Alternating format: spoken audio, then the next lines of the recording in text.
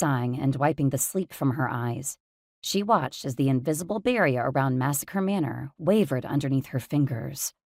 Her attention flickered to the rising sun leaking color into the still darkened sky. It looked as though someone had spilled orange and pink inks onto a dark gray tapestry.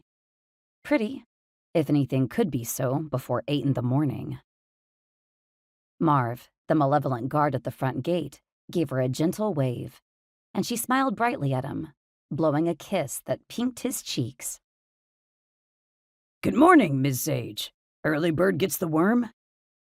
His normally wild hair was contained underneath a red leather helmet, while Evie's was plaited to the side, a few loose hairs pulling free around her face as they swayed in the early morning breeze.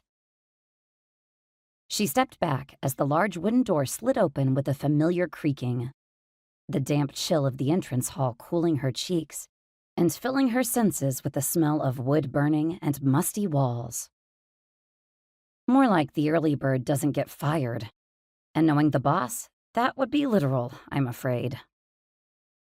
Marv's chortle sounded behind her as her heels clicked on the stone floor, the torchlight brightening the room and warming it against the morning air.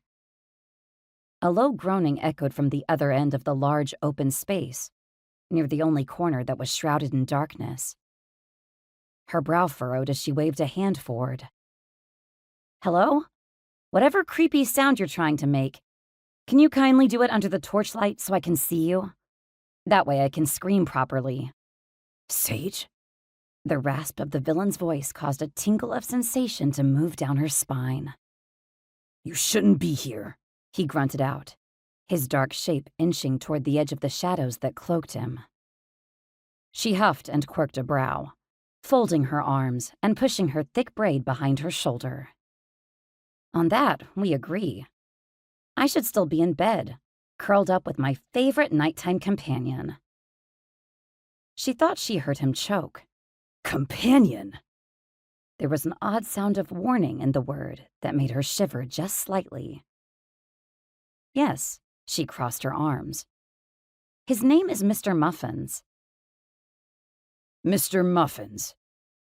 She could see his shadow inching closer to the light, his voice gruff and laced with confusion. "You're laying with a man called Mr. Muffins? Who in the Deadlands is named something so ridiculous?"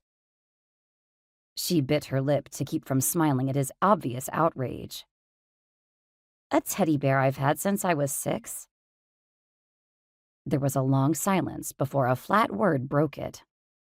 "Oh,